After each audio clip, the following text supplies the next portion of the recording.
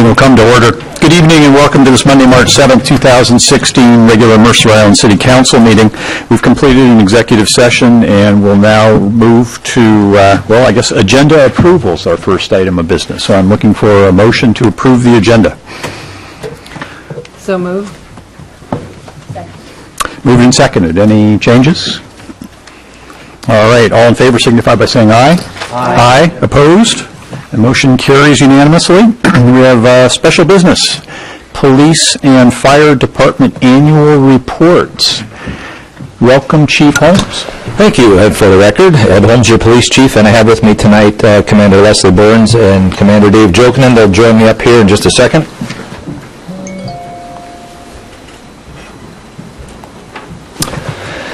So a couple of weeks ago, we gave a presentation to the Public Safety Committee on, amongst other things, we gave them an annual report on police and fire departments, just our standard annual report. And what we do is we look at the key initiatives that we have in the budget book, the things we said we would do, and then we report on them. Here's what we said we would do, here's the money you gave us to do it, and here's the update on what we said we would do. So we had about an hour with the Public Safety Committee meeting. Folks, tonight we're going to try to condense this down to maybe 10 minutes, maybe 10 for police, 10 for fire. We know we have other things on the agenda. So the presentation you'll see tonight is similar to the one you saw at Public Safety Committee, those who are on the committee meeting, the committee. We plan to post this, and fire does as well, to our website. So if you go to the police department website, you'll see a link. It'll say annual report, and same with the fire department. So we're going to go through this, and I have it sort of split up, two halves of the department. And we have, so the two organizationally, the org chart, operations commander on the left, services commander on the right. And if you think of it in the form of uniforms, so Dave Jokinen is a commander over pretty much all the uniforms. And you'll hear about patrol, Marine Patrol, and our special teams. Commander Burns is in charge of the non-uniform folks, if you will, the detectives, the record section, personnel and training, and emergency management. So with that, I'll have Commander Burns come up here and talk about her slides, which start out with records. Right. Good evening, Leslie Burns for the record. The first slide here is about records and property and dispatch. It's kind of a combination. Our dispatch is actually handled by NORCOM over in Bellevue, as many of you are aware, but our records and property is handled in-house. And the records and property section is mostly responsible for case management, obviously, and then some data entry of warrants and orders. They also respond to a multitude of public record requests, which are always increasing. And they spent most of their free time, not a lot of it, but most of their free time last year moving us from a very paper-heavy system to a paperless system. So they've created some efficiencies in their business, and they've been able to streamline some processes and get things turned around much quicker, like concealed pistol licenses and special things like that. The next section in my unit is investigations and special programs. And the investigations unit consists of a detective sergeant and 2 general detectives, as well as a school resource officer. My notes are out of order here. Our school resource officer handles all juvenile-related cases, so anytime there's a juvenile victim or a juvenile suspect, our school resource officer will handle that, and he also takes most of the CPS case referrals. So that can be a little bit of a load. Our training unit, we have 1 training sergeant in there involved with recruitment and hiring. That oftentimes will take about 3 months, that process, when we're looking to hire a new officer. He also follows up the officer while they're in the academy and then during the field training process.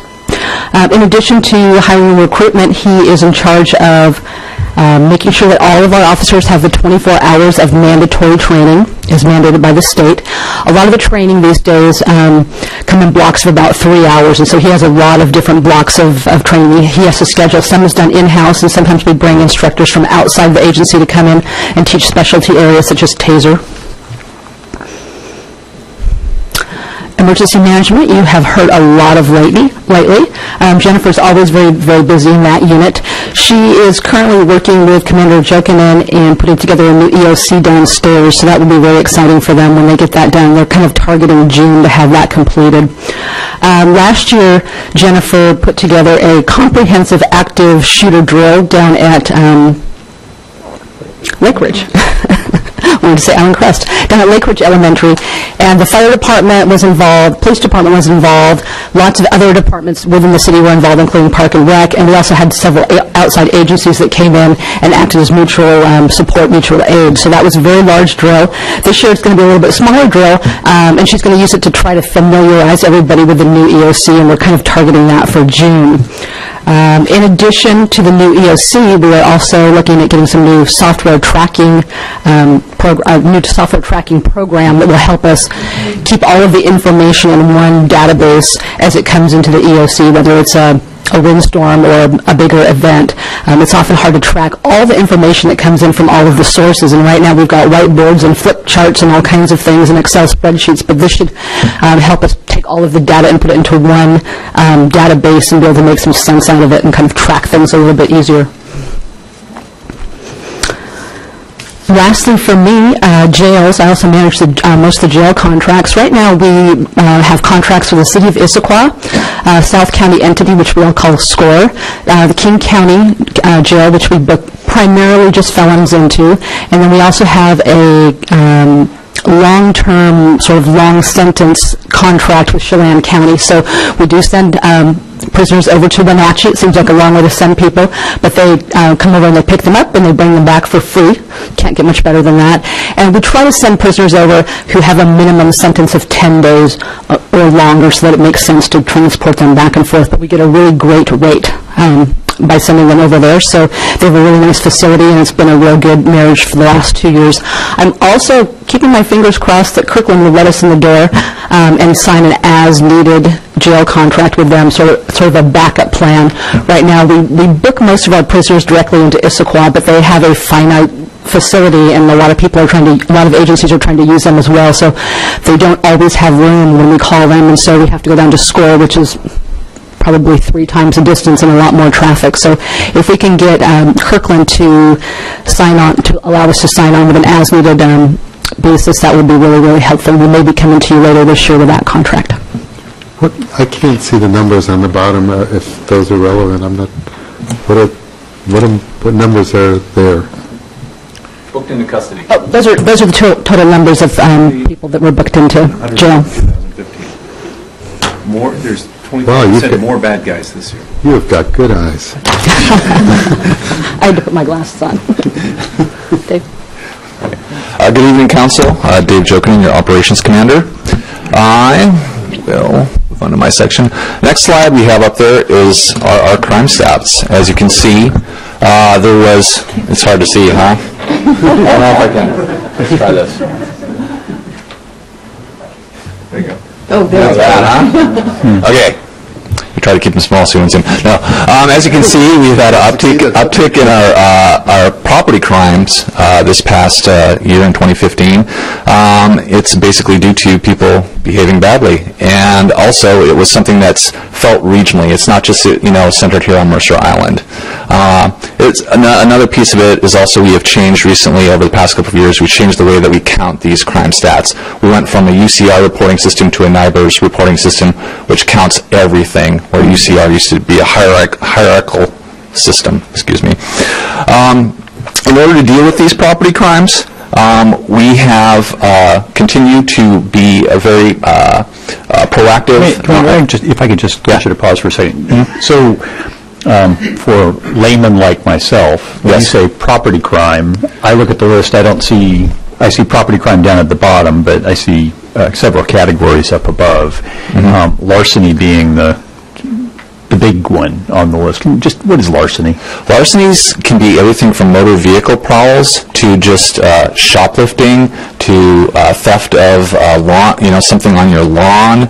It encompasses a variety of different theft-related crimes. Okay, thank you. Mm-hmm. So you can see on the bottom there, that's all the property crimes, burglary, larceny, theft, are all down there. So in order to deal with this, we stay proactive on patrol. We focus on reducing the property crimes. Our officers, when they're not responding for calls for service, they're out conducting traffic stops, doing walkthroughs through our parks, through our central business district, making social contacts with both citizens and people that we suspect might be up to no good. We do emphasis patrols throughout the year. Specifically, at certain times of the year, we do a No Grinch patrol during Christmas time. We also like to emphasize certain neighborhoods if we see that they're getting hit with crimes. We'll look to focus on those neighborhoods, and with those emphasis patrols, we're focusing on actions and activity, what people are up to. This year, we've also conducted a lot of educational outreach.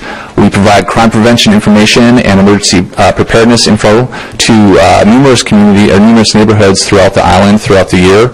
The PD also this year rolled out 2 new crime prevention programs, the Pause on Patrol program and the Lock It or Lose It program. And Pause on Patrol, basically, our police support officer initiated a program where she's training people out walking their dogs to be an extra set of eyes and ears that can report to us if they see something suspicious.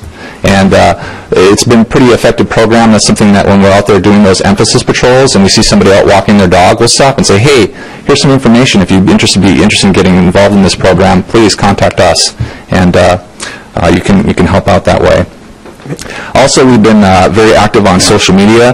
Commander Burns is on our Facebook page, and she runs that, and I think we have the most likes of any Facebook page here in the city, over 1,300 likes, and I don't want to brag or anything, but it's alerting residents of crime trends or issues that are happening, addressing questions and concerns that come up in neighborhoods, and it's been pretty effective. And Benson? Yeah. Obviously the number of crimes has gone up. What about the number of arrests? Has that also gone up? I will move to that here shortly.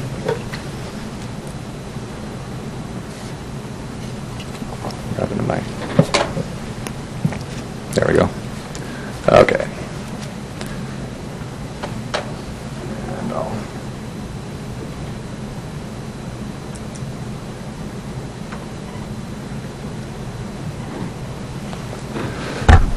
So, here are the rest of the patrol key traffic performance measures, and basically you can see from some of that information there that according to the annual citizen survey, our citizens do feel quite safe in their neighborhood and also feel that the police department's doing a good job of preventing crime and protecting the community. Our arrests, you can see they're at 198. For just general arrests. Our warrant arrests are up at 108.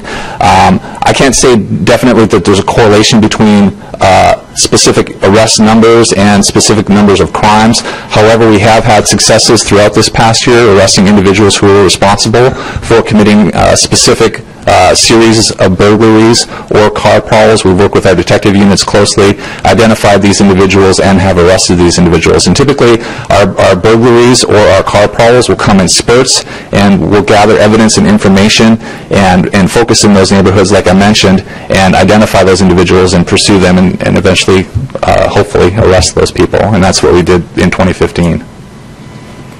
The other thing, you can see there is just the bread and butter numbers for police, for patrol, the calls for services, the collisions investigated, the citations issued. Like I mentioned before, we stayed very involved and proactive. With traffic enforcement, we're involved in numerous statewide traffic initiatives to reduce distracted driving, speeding, and DUI. We have one of the lowest collision rates here in the region, with very few serious injury accidents, knock on wood. And we also like to go out and address neighborhood traffic concerns. We get residents call us and contact us to say there's speeding cars in my neighborhoods. Could you please stop by and do some traffic enforcement in that neighborhood? And then our last thing we do is we focus on our school zones, so it's safe for our kids to be walking and riding their bikes to school. We put a lot of emphasis on school zone enforcement. Okay.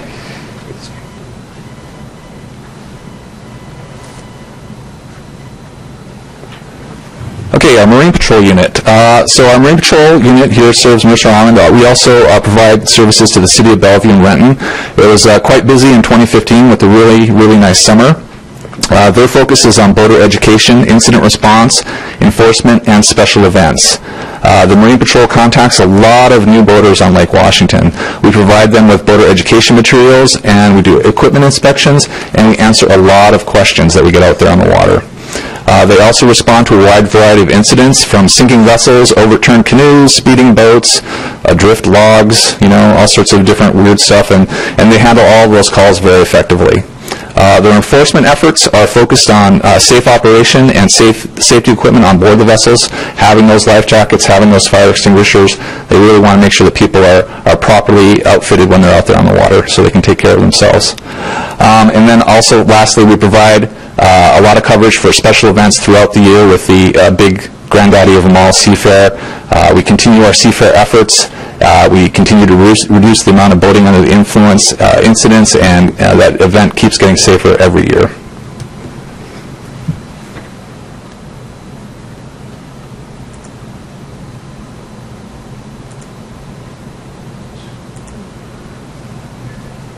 Sorry. Okay, the last slide for me here is our special teams. We have 3 special teams here in the police department: the dive team, the special operations team, and the bike team. The officers that are part of these teams participate in addition to their regular assignment, whether it be detectives or patrol. The dive team works closely with the Marine Patrol and responds to water rescues and recoveries. Our special operations teams has advanced training in tactical response and planning, and they were very key in the planning and implementation of the emergency response drill, the active shooter drill that we had this past August. And then our bike team, they're heavily involved with the special events that happen throughout the year. They provide security and traffic control for those events, and they also participate in the Lake Ridge Bike Rodeo and the Safe Ways to School programs, making sure, again, kids have a nice, safe way to get to school. So, Chief? Before you hand off, if you could, I'm not sure where it fits into your statistics, so I'm hoping you'll help me understand it. But I understand that internet or identity theft kinds of crimes are affecting us and every other community. Are they part of the statistics that you were showing earlier, or do those fit somehow separately into the realm of things that we work on? Leslie, can you answer that one better than me? Identity theft keeps creeping up every year, and it's probably up about 30% over 2014, which was up about 30% over 2013. It's very broad in nature. There's lots of different types of identity theft.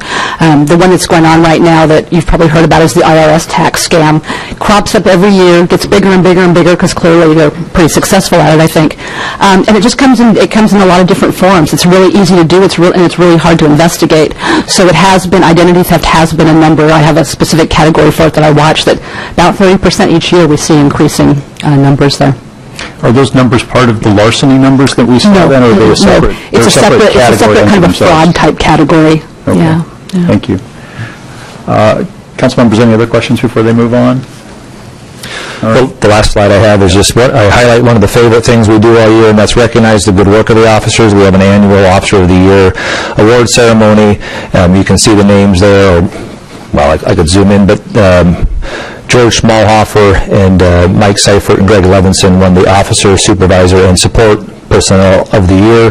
We have a few other awards we give out there. We recognized a couple of people who retired, and then Top Gun at the bottom. Our firearms folks run us through all kinds of calisthenics and gymnastic type of exercises while we have to shoot certain targets. So safe to say you probably won't see my name up in that area, but Dave Herzog received that award there.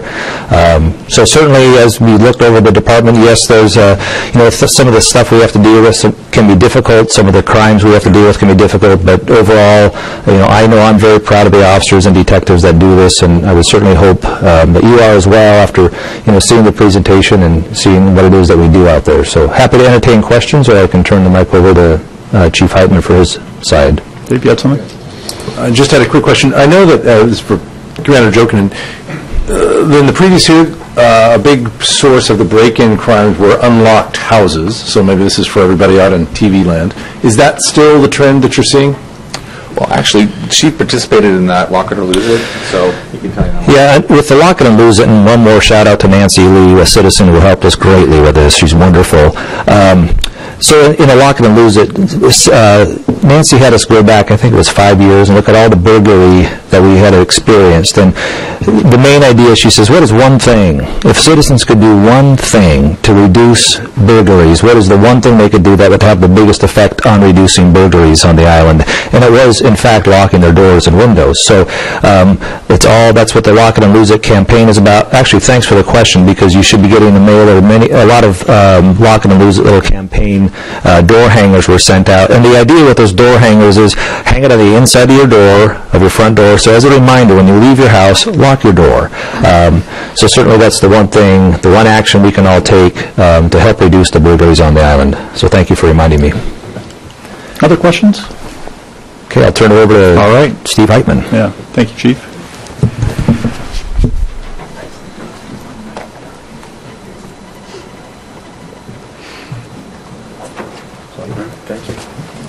Good evening, Council. For the record, Steve Heitman, your Fire Chief. Okay, this is going to be fun.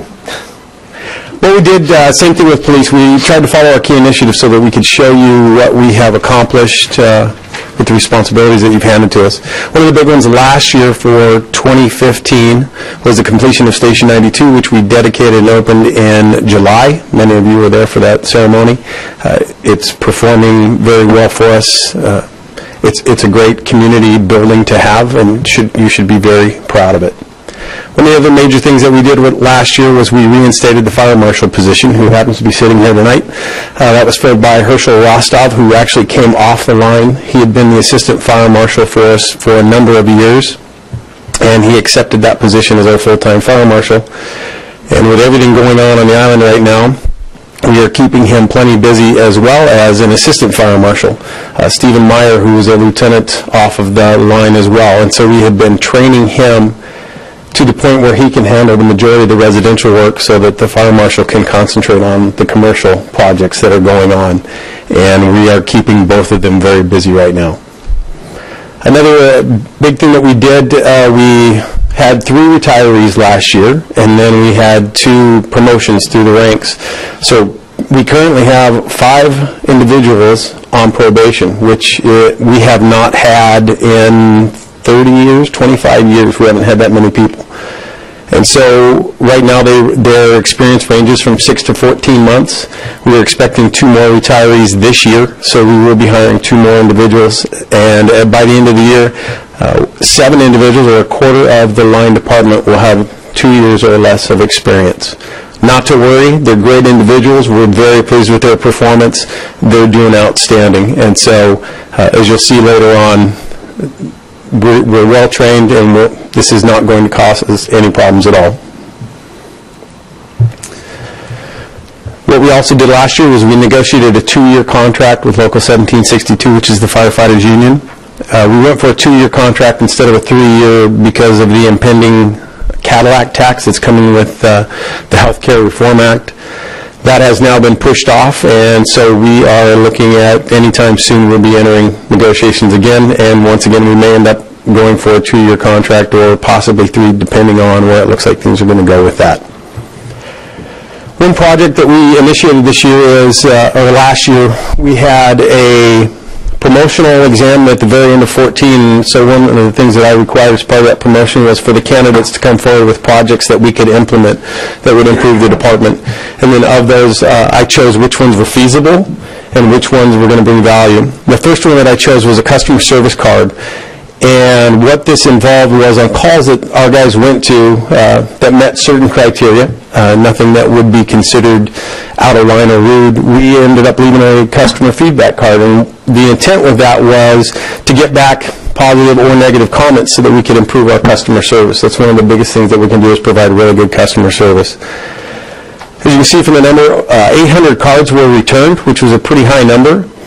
All of them had 100% positive feedback, which doesn't shock me, but at the same time, it didn't quite deliver what I was hoping that it would do. So we've since ended that program because with the printing and everything, costs about $1,500 a year to run that. Good concept, it just didn't deliver like we hoped. One unexpected thing that came out of it that still surprises me is when people would send back their feedback cards, they would also send in donations. And so we collected about $5,500 in donations through this program. Well, again, that wasn't the intent. The citizens are great, and we really appreciate that, but that was not the intent behind it. From the operations section, our key initiative was to maintain our apparatus fleet, which we've continued to do. At the end of the year, we ordered a new MIDI pumper, which is one of the smaller ones that we have to utilize for some of the areas that have difficult access that our maxi pumpers cannot get down. We're very excited about that. Unfortunately, there's been an issue with the chassis manufacturer, so it's been pushed back a couple of months, so it should be mid-year when that is delivered. When that happens, we will have an entire red fleet, which may not sound like much, but it's a big deal to the fire department. We'll be finally getting rid of the last of the green middies. We'll actually be getting rid of 2 middies when we purchase that one, because right now we scavenge parts between those two. They're at the point that they've outlived their service life at this point. We are also, we participated in an initiative by Zone 1, which makes up 14 fire departments, to come up with a common apparatus specification. The more we're training together, the more similarities we're trying to find. We're trying to create safe environments, and we're trying to create environments where we all are working together more smoothly and seamlessly. One of the things we found is that we all purchase different types of apparatus, and so the goal behind this is to start by getting an acceptable spec that everyone is at least willing to look at, and then if we can start ordering those, we may be able to start ordering more in bulk, and therefore it may end up in some cost savings over time. Not a huge amount, but something that we definitely look for. Another nice thing about that is that when we are doing what's called mutual aid, where Bellevue responds here, we respond there, Kirkland's coming to the island, now Eastside comes to the island, we go to those jurisdictions as well. When you're asked to go get a piece of equipment off of somebody else's engine and you know which compartment to look in, it saves a lot of time. When we first started this, everybody had it loaded differently. The hose loads were called by different names. And so that's one thing that we have worked for, and that spec has now been completed. And so when we go to order a new apparatus, we will be looking at that to make sure that it meets our needs and looking at whether or not that's going to be a benefit to the department to order from. Another initiative that we wanted to do is maintain our cardiac survival rates. Unfortunately and fortunately, and I'll explain that, we have not maintained our rate. For 2015, we were actually down to 33% saves, and we've been averaging 50%. The good news from that is we actually had less cardiac events, and so therefore our numbers are still considered good within that realm. It's just that it went down. King County, as you can see, we have a lot more cases to choose from, and they have done some great studies which we have participated in, which have resulted in, these are by far the largest survival rates in the world. And so everyone looks to King County on how we're doing it to make these rates. And we have done studies whether we're doing a valve mask, how the number of compressions, whether we're stopping to get breaths or we just do continuous compressions while trying to get the breath in between those, and they have made a huge difference. As you can see from the numbers, we responded to 1,679 EMS calls last year. Last year we responded overall to more calls than we ever have before, and we've seen that continue to rise for the last few years. Along with that, we do the BLS fee for transport, which we come back and report to you. As you know, we've been doing that 3-4 years. We had 664 transports that we billed for, which amounts to $572,000. Of that, we collected $297,000. It's about a 51% collection ratio, which, believe it or not, is a very good ratio. Most areas don't get that. There's a number of reasons for that. I can entertain questions on this if any of you want to know more on why that is. But that's a very good rate. For the first time since we started this program, we collected more than we had projected we would. So we're making good progress there. That little graph down in the corner, that just gives you the age of the individuals that we saw throughout the year. As you can see, we're very popular with the 80 to 90 age group, so we're going to try and build on that. Chief, Yes. At the Public Safety Committee, we did talk about the BLS collection rate. Can you elaborate on what, You mentioned that the collection is good relative to other communities. Can you just explain a little bit more why we are only collecting 51%? Yes. We bill at a flat rate, $770 for transport, and then we can bill for mileage because Medicare is one of the main ones that allows that. With that, though, Medicare automatically only pays, I believe it's $440. They won't pay over that. So right away, our collection rate drops, and the majority of our patients are from Medicare. The other issue with this is just insurance companies and what they pay for their individuals. We actually received a check for 9 cents on one of our transports. The other thing that we do is we have a third-party biller who sends out the collection notices for this, not collecting, the billing notices for this. They will do that for 3 times. If the person ends up not paying, we do not pursue that through collections. And so that's a big reason why our numbers are down. As well as, this is a long process. I'm glad we're not tracking this because we're still receiving payments from the middle of last year, and so all of that has to be retroed back. This number could change a bit over time.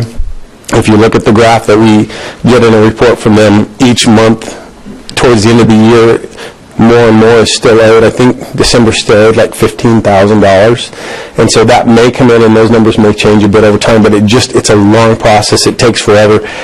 It's hard to track because it's difficult to pinpoint exactly where we are since it is so spread out. Does that help? Yeah. Okay. Yes. So, given that we're billing for $572,000 and collecting nearly $300,000, does that $300,000 go back into the general fund, or is that going into public safety? As much as I would like it to be in public safety, it goes back to the general fund. Okay, so I wouldn't advocate necessarily for changing the process because I think you're finding the right balance as we go forward. But when you look at the deficits within the general fund or projected deficits, you start to see 200,000 plus being a substantial number. So I think it would probably behoove us just to maybe roll our eyes over it another time, looking more at Steve than anything else, because 10,000 here, 15 there can make a difference. Okay. This is just an overview of the stats that we had. Again, at the top is the cardiac survival rates. Down below that, fire suppression. This year we went on 73 fire incidents that were actual fire incidents, varying in size. Our average response time has gone up a little bit, but I'm not 100% sure that the earlier years were accurate. We changed our RMS system and we actually now have better accuracy in controlling that. Still well within a very acceptable time. This is from the time that we get the call to the time that we're on scene. Our average is 6 minutes and 15 seconds. That can seem like an eternity when you're in the middle of an emergency, but when you're trying to throw in bunker gear and you're trying to figure out where the address is and you're trying to get all the information, it's a very quick response time. Down below that are our EMS numbers. As I said, 1,679 EMS calls. Our average response time there is 5 minutes and 8 seconds.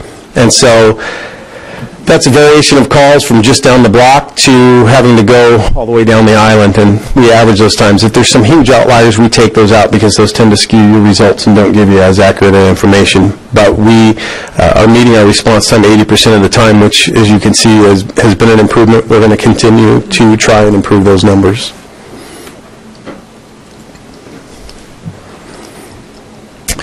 Community risk reduction. That is the fire marshal's office, and it involves the plans review and working with DSG, all of the construction that's going on, both commercial and residential. As I said, the fire marshal is busy, and we're keeping him that way. We're projecting that it's going to stay that way for quite a while. There's a lot of building going on. One of the things we're doing is we're analyzing the need for operational permits. We currently don't have the resources to cover all the operational permits that we could, and so that's another area that we're looking for to see if we can't make up some ground with the deficit. Other things involved in that are public outreach. We were involved in a King County EMS study that was analyzing where the public access defibrillators or automatic external defibrillators were located so that they could be identified. The county got some feedback from the citizens, but it's hard to identify. A lot of people don't share whether or not they have that. It was difficult to get businesses to invest in this, but you're starting to see it more, and you see it in the public buildings. One thing that is coming to the area is called Pulse Point, which is an app that you get on your phone. And so anyone who subscribes to that app is notified, and this includes civilians, that there's a cardiac event near them, and it also locates the nearest AED. And so again, we're hoping to increase some of those survival rates through citizen help, because as you see, by the time you get the call, see where it's at, get on the rig, make sure you got the equipment, and get there. It'll be a few minutes before we're there. If we can get a citizen out there either doing CPR or putting an AED on an individual, I think it's going to make a huge difference in our survival statistics. We're also looking at reviewing the hydrant inspection program for the city. We're working with the water department on that and trying to get that down so that we're much more efficient with that, and we are a bigger part of that. Again, that comes back to the building. If we don't have accurate water flow and pressures, it can end up being costly on both sides, and so we want to make sure that that is optimal. Maintain low loss and high property conservation outcomes. As you saw in the report that I sent to you, we didn't have a ton of fire loss last year compared to a lot of places, but again, with Mercer Island, we have a high potential. Every time we go on a fire that is an active fire, we always measure what was the property worth, how much damage was there, and we consider that property conservation. So if we limited it to $100,000 worth of damage on a $4 million property, it's a pretty good ratio. It's a pretty good return on investment. And then we also do other community outreach through the events that many of you attend. We are looking at getting involved with social media as a department. I was a little bit averse to that at first, but as part of my educational program, I've seen the value in it, and so we're going to try and do a better job of communicating with the citizens more up-to-date information. For us, a lot of it will be road closures. A lot of times we're the first ones to know about it, as well as PD. But as soon as we get that call, we can start tweeting out which roads that we know that there's an accident on, or if the bridge is closed or anything like that, just to help with that. And also, we want to get on some Facebook, have our own page so that we can announce events that we're holding and have participation by the community for that, just to educate them, as well as do the typical things that we do, like change your batteries, when the clocks change, those types of things. Clean out your fireplace before fall comes. Warnings about individuals getting on their roof thinking that they're still spry enough to clean out their batteries, those sorts of things. So we're going to try and make a difference there. One of the areas we're very key on is training. As you know, we're members of the East Metro Training Group. When we signed that interlocal agreement, there were 5 fire departments involved. There are now 8, and the East Side Fire is really wanting to get in on this. It's made a huge difference for all of our individuals, our staff. I will honestly say that your fire department is currently trained to a higher level than it has ever been trained, and that's a great thing, because we are answering more diverse calls than we've ever had to. Basically, if it's not a legal issue, we're getting called as well, and we work very well with police because a lot of those issues, it requires both. As we move forward in this group, there's a lot of infrastructure that we're trying to do. We last year put together a strategic plan, had a company come in and do that for us. One thing that they've recommended is that we get one individual in charge of organization for this and planning, because as you can imagine, when you've got 8 fire departments trying to decide what we're going to do and how we're going to do it, it can get challenging at times. Right now we have a governing board that decides a lot of that.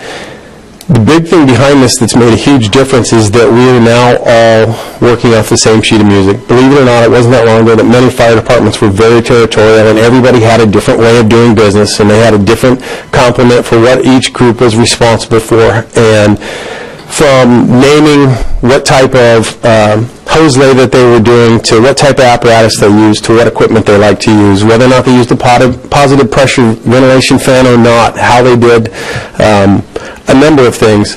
We're now involved in this group. We're all doing it on the east side the exact same way. We're training to those standards. It's made a huge difference for Mercer Island, because it used to be when we got called over to Bellevue, which we got called over for a lot of their large fires, they would basically say, guys, wait in staging, we'll see what we can find for you to do. Now that they've gotten to know us, now that we've gotten to know them, we have more confidence in each other. They realize that our skills are right there with theirs, and it's juvenile second engineering. And we have designed it so that we're following best practices, and these best practices are vetted through training, they're put together, they're decided on by the governing board, and then that is now the way that you will conduct yourself and do business. So that any of those departments that's fighting any fire, everybody knows what's going on. This has made us much more efficient, and it's increased our safety immensely. So it is a wonderful thing for us that I'm very happy that we're involved in. The good news for all of you is that it gives us great access to a training site rather than coming to you and asking for $25 million to build one. So we're very appreciative of that. Don't worry, they're going to need a new one, so I'm just kidding. So that's what we've been up to. Do I have any questions? Wendy? Thank you for that great presentation. I wonder if you could tell me a little more about the 73 fires? Is that like full house fires? No. Is that smoke alarms? That is varying. That's from burnt food on the stove where there was actually a fire to a room and contents fire to fully involved. When you think of house fire, fully involved for us, we have 4 or 5 a year on average on the island. Most of them we're getting to the smaller phase, like the incipient phase, where they're just starting out. And part of that is, again, because of our code enforcement. We have a lot of systems on the island, and we're putting in a lot more all over the time so that we get to them in the early stages, they don't get going. A slow day for us is a great day for everybody else, and so that is a good thing. Others? Dan? Chief, you had distributed some information on the false alarms that to the council, and it was disconcerting to see that the number of false alarms continues to increase, even though we tried to tackle this a year ago by changing the ordinance, but apparently that was unsuccessful. Any thoughts on what we or you or we and you together need to do to try to reduce the false alarms problem that you've got? Part of it is through an education process that we try to do, especially when it's during construction. A lot of those come from people that have a painter, or they have somebody in their house that didn't cover the heads, that forgot to put the alarm system in test, that didn't notify the alarm company. A lot of those items. Part of it is educating our own folks. We have, with the staffing that we have a number of actors that don't necessarily fill out the paperwork quite a bit, and so we have found upon occasion that we put it in as a false alarm when it actually wasn't a false alarm. Burnt food on the stove is not a false alarm. The system worked exactly like it was designed, yet sometimes we'll find that those calls have been put in to the wrong.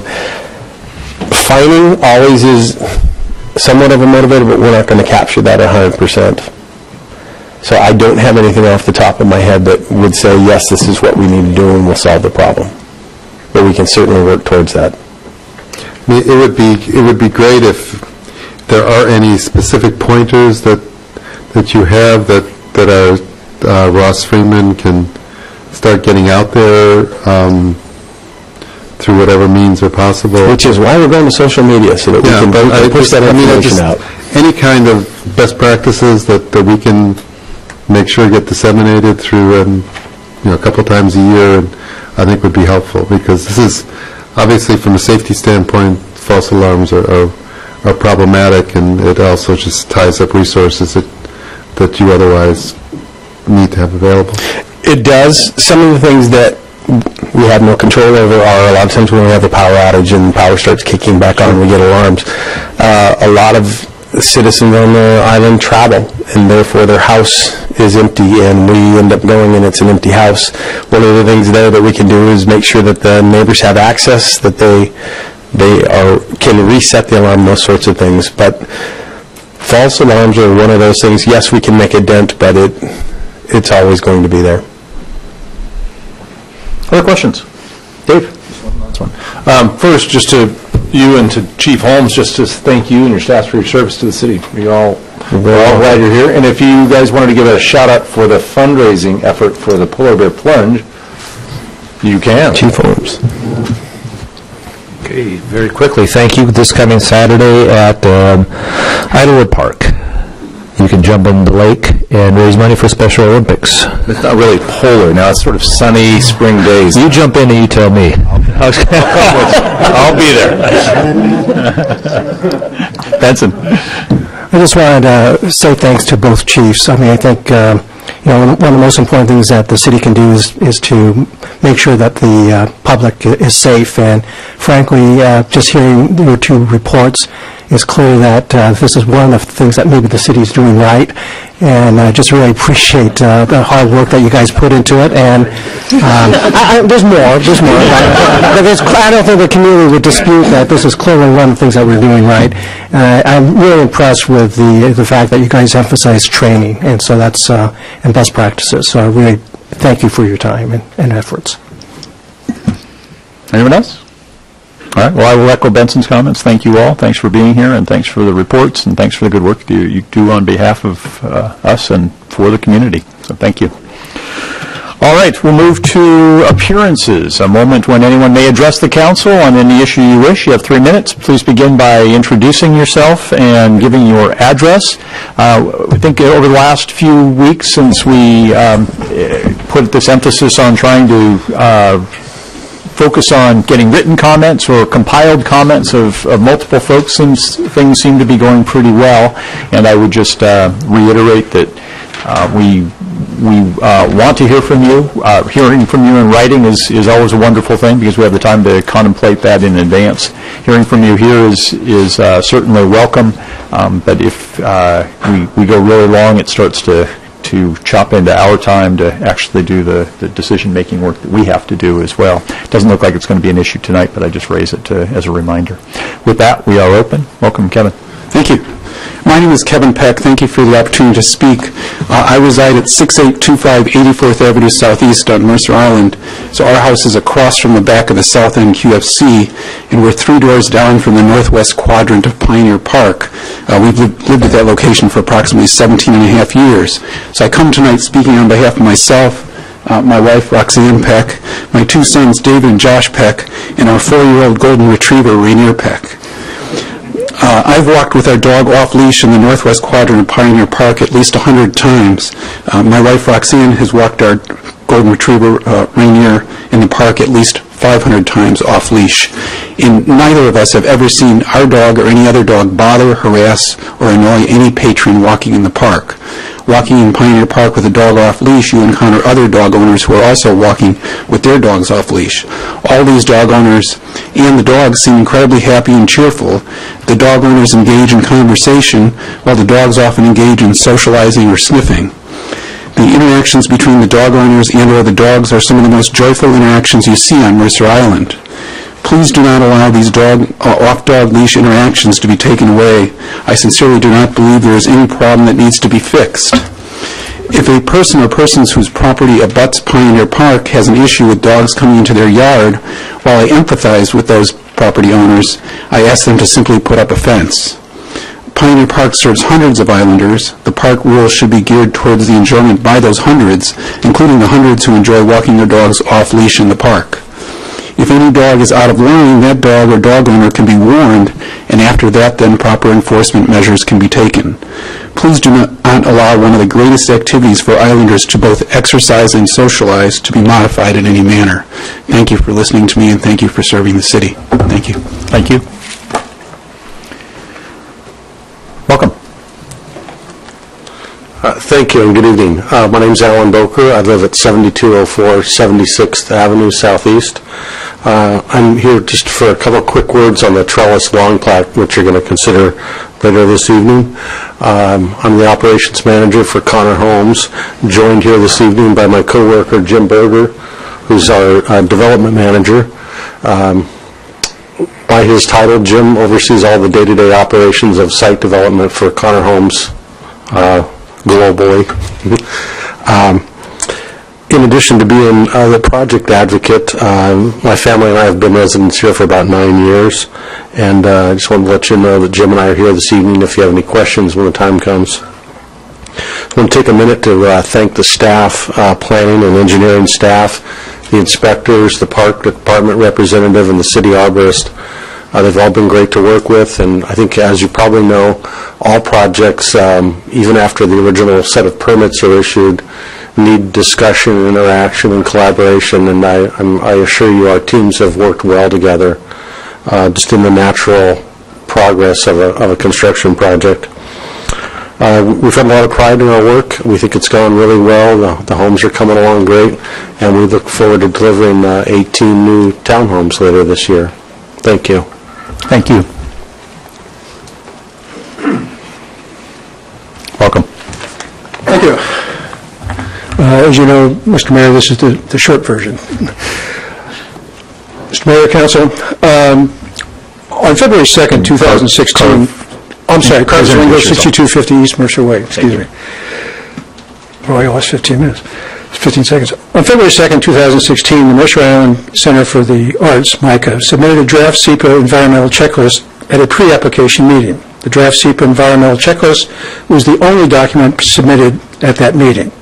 A review of the MICA pre-application meeting files and the draft SEPA reveals numerous problematic issues, including MICA's apparent failure to schedule and attend the required pre-design meeting, MICA's failure to address development and design review at the February 2nd meeting, MICA's failure to submit required development and design review documents at that same meeting, the inaccuracy of the draft SEPA environmental checklist, the incompleteness of the draft SEPA environmental checklist, MICA's failure to comply with the Growth Management Act, MICA's failure to comply fully with the State Environmental Policy Act, and MICA's failure to comply fully with Mercer Island City Code. Mercer Island City Code specifies that a pre-design meeting must be scheduled with staff from DSG. It appears that MICA failed to comply with the requirements of the MICC.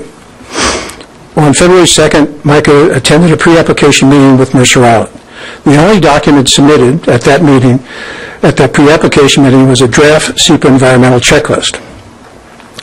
Some of the materials that were required but not submitted was a site survey, vicinity maps, site plans, architectural plans, renderings, landscape plan, tree plan, parking plan, photographic examples of colors, materials, proposed project, site photographs of the existing condition, traffic study, pedestrian and vehicle circulation plans, written narrative describing the project proposal and detailing how the project is meeting with applicable design objectives and standards established in Mercer Island City Code, and any other information deemed necessary by DSG. The draft SEPA environmental checklist is evasive and disingenuous. 8 documents were presented as attachments. Of the 8, 5 applied to the old site and not to the new site. The February 2nd pre-application meeting and the draft SEPA environmental checklist exemplify a lack of good faith and impede any meaningful review, environmental or otherwise, of the proposed MICA Center. And I walk a lot in Pioneer Park, Mr. Mayor, and I've never had a problem with the dog either. Thank you.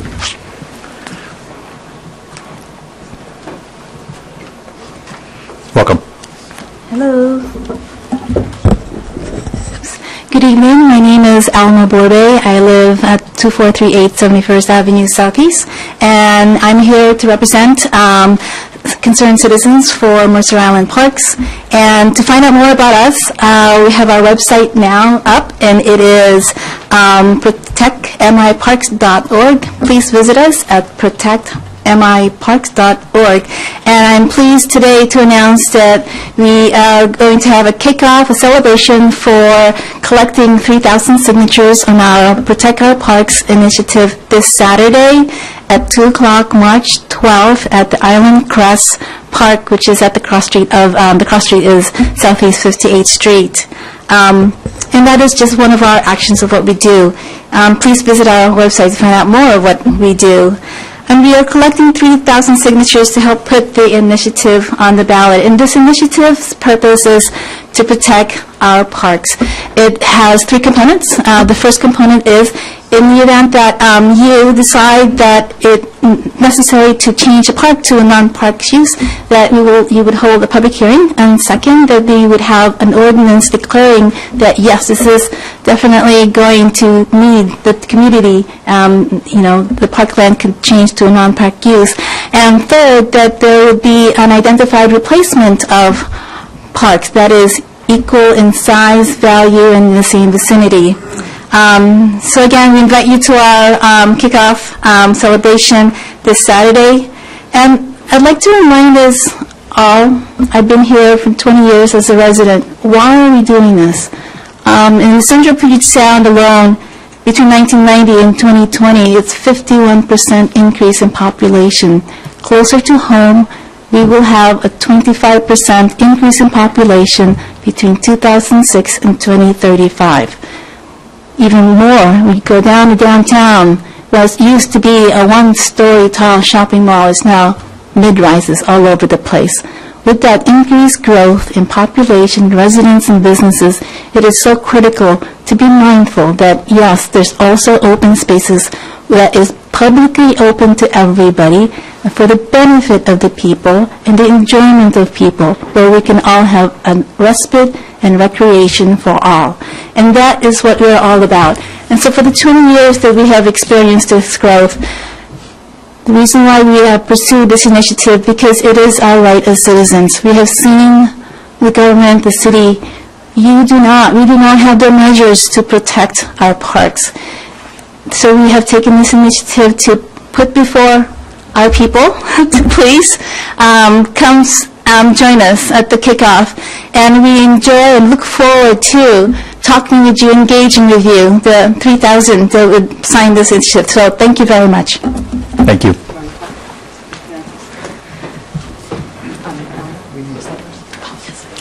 We'll talk to Carrie about it. Welcome. Good evening. Michelle Goldberg. I live at 2212 78th Avenue Southeast, here on Mercer Island. As the city continues to work on the town center visioning process, it is crucial that the city determine what the majority of islanders want for their town center. I know I've said that many times from this exact spot. So during this last year and a half, many islanders have spoken up and they've expressed their concerns about development in the town center. You know that. What you may not know is that when Karen Reed, the communications consultant, recently analyzed the comments that have been submitted, she concluded that the vast majority of people who've spoken up favor low-profile buildings, and they prefer a low village-like feel. That is clearly what islanders want.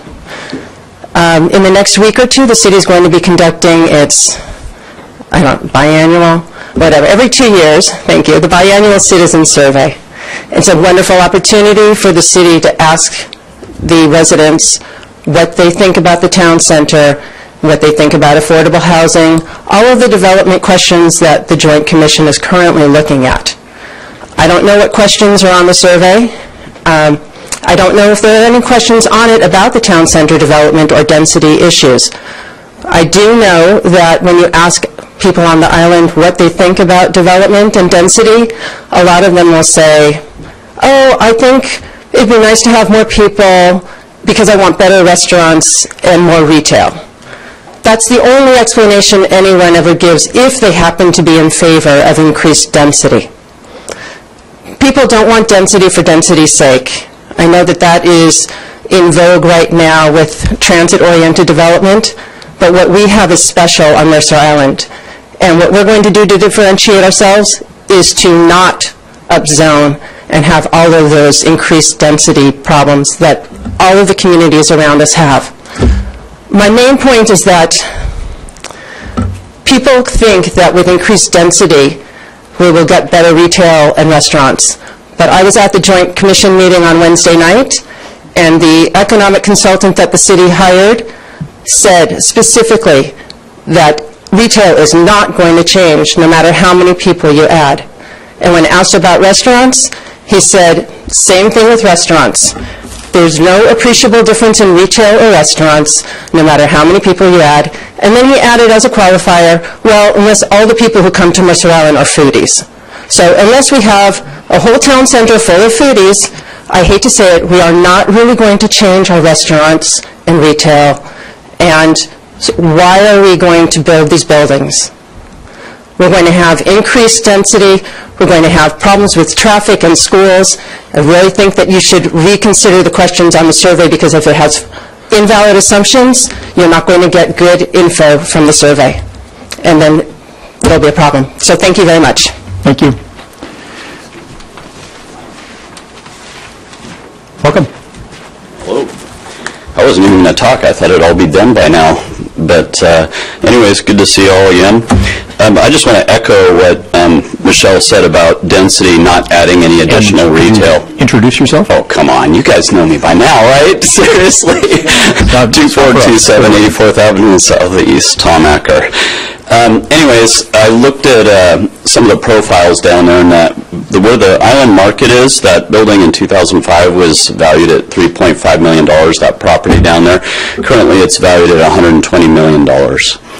And what has been put in that space other than a 6-story building? Well, we used to have a Mexican restaurant, a Chinese restaurant, Cucina Presto, a flower shop, a Starbucks, a sports memorabilia store, and all sorts of things in there. And now we have an empty Emerald City Smoothie, Yoga Bliss, 2 real estate offices, a nail salon, and a karate place. I don't think there's a single restaurant in that building. Are we really getting the retail that we want out of these high-rises? I mean, if I haven't seen the speech yet, but I'll probably find out and get a tape of the Joint Commission, but if the economic advisor is advising that we're not getting the retail that we want, why do we continue to allow the upzoning, and who really benefits? The landowners, who mostly have been there for a long time, and there wouldn't be any economic disadvantage of sticking to our two-story basic building height, or the developers who build the properties. So now you have a property that's gone from $3.5 million to $120 million. You ask yourself, what did the community get for it if we didn't get retail? Well, we must have gotten impact fees or fee in lieu or something that gave back to the community, but I haven't been able to find out the answer. And the courtyards that are in there are all secluded. There's not really any open space. They have boards out in front of their sidewalks that are a hazard more than a help, and the benches are like literally, I think I measured it was like 46 inches away from the billboard to the face of the bench. It doesn't work. So then the next thing I said, well, maybe they're giving us a lot in tax returns, and I can't remember the exact number, and I have a spreadsheet on it at home. I did all the calculations, but it's like 400-something thousand a year goes to the city. And even then, for that huge monstrosity, and the developers, they make a high-quality product, but we don't get the return on the investment as a community. Only a few people win the lottery when you develop a property like that. So please continue to listen to the people, your economic advisors, the people that have come to the public hearings, and stop the insanity with this height. It's just killing our community. Or at least wait until 7 years have passed and we have light rail in so we can really assess the impacts to the community. Thanks. Thank you. Anyone else? Welcome. Hey, Ira Appleman, 4436 Ferncroft Road. As you know, concerned citizens from Mercer Island Parks are currently gathering signatures for a ballot issue that would protect all island parks. Over the years, there has been a constant attempt to convert our parks to non-park purposes. A golf course in Pioneer Park, a civic center at Mercerdale Park, City Hall at Mercerdale Park, a wireless communication facility at Clyce Park, a marina and restaurant at Luther Burbank Park, a housing development at Upper Luther Burbank Park, a fire station at Mercerdale Park, a parking garage on the Kite Hill open space, a performing arts complex at Mercerdale Park, and the near giveaway of part of Clark Beach to an encroaching neighbor. All these attacks on our parks have two things in common. They've all been launched by this city council, and they've all been defeated or are still being resisted by Island Parks advocates. If the council had its way, our parks and open space would be greatly reduced. which I think is inconsistent with what Islanders want. Another important characteristic of these attacks is that the City Council sees our parks and open space as vacant free land waiting to be repurposed to something worthwhile. The logic of the concerned citizens' ballot issue is a no net loss principle, that our parks and open space are not free and must be replaced if used. The no net loss principle is well established for parks at the state, county, and local level. And Mercer Island's shoreline management program requires no net loss of shoreline ecological function for development near the shoreline. The ballot issue extends the no net loss principle to Mercer Island parks, requiring that before converting to a non-park use, the City Council must hold a public hearing, finding that there's no other way to accomplish its goal than converting the park, and obtaining replacement land of equal or greater value before converting parkland to a non-park use. These park protections are in addition to any current or future park protections for our parks. Of course, this is just the beginning of the campaign, and there'll be plenty of time to explain the history and other aspects of the petition. So far, none of the City Council's attacks on our parks have succeeded in converting parks to non-park uses, only because Islanders have insisted that our parks are precious. We ask Islanders to join our park protection efforts by establishing a no net loss parks ordinance to safeguard Mercer Island's legacy of parkland for generations to come, and our website is protectmiparks.org. Thank you. Thank you. Anyone else? Welcome. I'm Tom Hildebrandt. I live at 6880 West Mercer Way. I've been a resident of Mercer Island with my family for 21 years. And 12 of those years we've owned dogs and enjoyed greatly the ability to walk our dogs and let them off leash in the facilities around the island. So I came forward to second what Kevin said earlier. It would be a great loss to the dog owners of the island if any restrictions were put on the off-leash area in Pioneer Park. So please take that into consideration. Thank you. Thank you.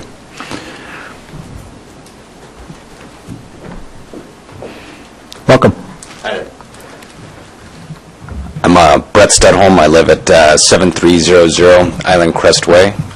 Just wanted to echo what Kevin had to say as well in regards to the off-leash access in Pioneer Park. My wife's taken our dog on about 500 walks in that area, and I had a dog growing up that I walked in there probably a couple of hundred times.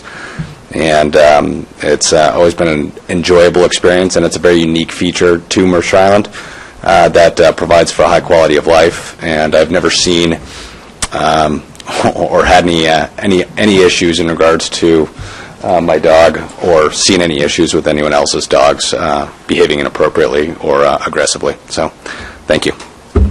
Thank you. Anyone else? All right, with that, I'll close public comment. Thank you. And hold for just a second.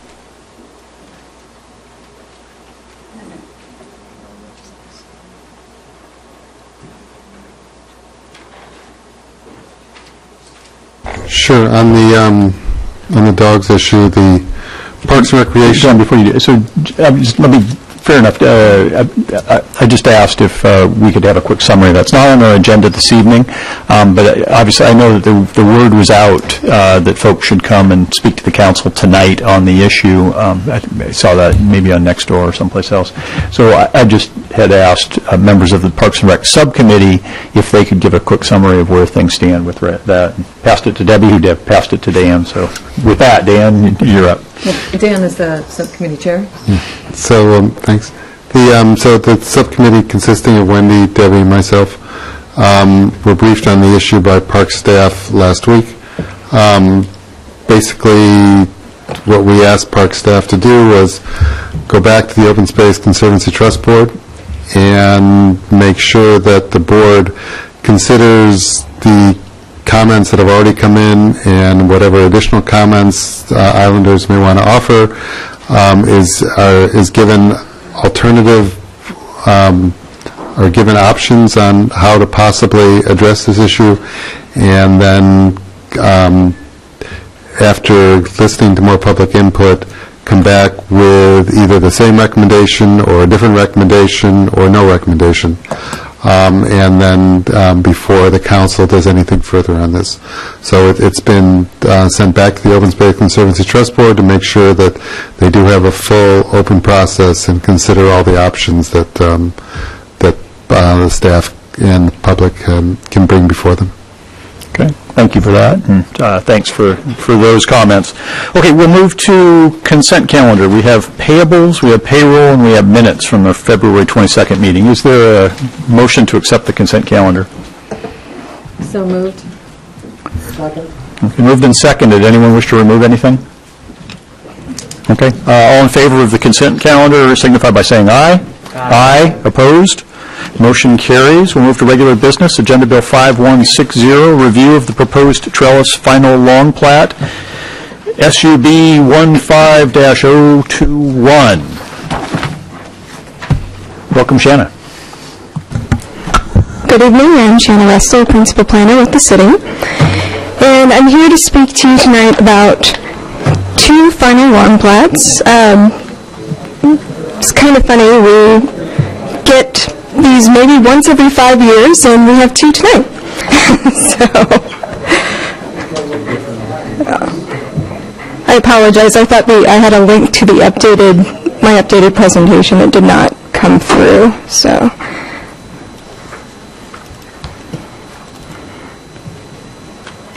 okay. And so the first plat on the agenda for the evening is the trellis long plat. Okay, 30 years later. Wow, goodness. All right, this better be the updated one. Yes, we're good. Okay, sorry about that. Okay, so this is, the final plat number is SUB 15-021. And just a quick overview of the long plat process. I believe some of you may not have actually been privy to one of these meetings before, where we discussed long plats. And so platting is a two-step process, all types of plats, short plats and long plats. Long plats are defined by our code as a subdivision of 5 lots or more. So, and under state law, that would also include tracts and parcels. So, both of the plats we're discussing this evening have well over 5 lots, so they're both long plats. And the first step of the two-step process is preliminary plat review. And that is a more comprehensive review of the actual layout of the lots. So you review for compliance with state and local regulations, with the zoning code. Environmental review is conducted if it's applicable. And ultimately, the Planning Commission makes a recommendation to City Council after an open record public hearing, and City Council will either adopt or reject the Commission's recommendation. Furthermore, conditions may be placed on the plat that have to be met before final review and potential approval. So we have, for both of these plats this evening, conducted that step. So here's where we are now. We're at the final review step. With this particular part of the process, there is not a notice of application that's required. There's no open record hearing that's required. We've already held one for a preliminary plat. And the goal is to review for compliance with the preliminary conditions of plat approval. So, pulling straight from state law, this is Council's purview for the evening. To concentrate on the preliminary plat conditions and whether or not the applicant has met them, and you'll find those in Exhibit 2 of both of your packets. So, and then number 2 would be any applicable state laws, and also any local ordinances in effect at the time of preliminary plat. Okay. So to kick off trellis, they are requesting final long plat approval for their 18-lot long plat that was created from 2 existing parcels is in the MF2 zone, which is multifamily. And there is, in addition to public road improvements required, there is a private dead-end road that serves the plat. In this particular case, this is kind of a special instance in that Trellis is not required to actually do a long plat for their project. So they could build townhomes on that lot as part of a multi-family project. However, they want to implement a fee simple ownership structure, so they are applying for the long plat. Building permits have already been issued for this project and construction's underway. Okay, and if you look here, we've got a map of Trellis and part of the town center. Trellis is represented by the red triangle, the northern parcel, southern parcel. You can barely see the dividing line. And just for some perspective, here's where New Seasons is, Farmers, Mercerdale Park is down here, and Mercerdale condominiums are over here. Moving into the actual plat itself, you have a much better version of this in your packet. So as Exhibit 1, this is impossible to read. So, but just as a quick overview, we've got 76th Place Southeast, which is where the right-of-way improvements were required. We've got Tract F, which provides access to most of the buildings within the plat. And once again, over here are the condominiums. Okay. This applicant, under state law, we have to provide an option to bond for plat improvements rather than installing plat improvements prior to final plat approval. A performance bond has already been filed with the city for plat improvements. You can see the amount's $2,089,331. And this bond will be held until the improvements are installed to the satisfaction of the city engineer. Something that requires a little bit of clarification is if you look in Exhibit 2 of Agenda Bill 5160, there is, under engineering condition number 7, it requires that the plat improvements either be completed prior to final plat approval and recording, or bonded and completed prior to issuance of building permits. Well, I just told you that the building permits have already been issued. And upon further review of the document, the city engineer discovered that this was actually a typographical error. This was initially in the preliminary plat document supposed to say that the applicant will be allowed to maintain their bonds until basically TCO or C of O of the building permits.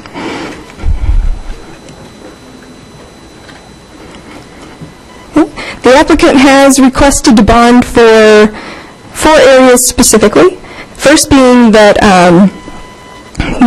for the final lift of pavement in the roadways, and also they would place the survey monuments in the roads at that point. For the curbs in Tract F and the driveways, so that's the private access road.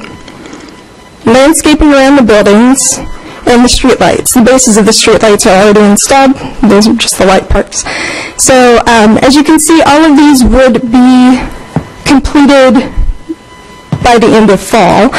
However, the city is in support of this, and the reason for that is a lot of these improvements, if they were to put them in now, they're just going to be damaged by heavy truck traffic before the completion of construction.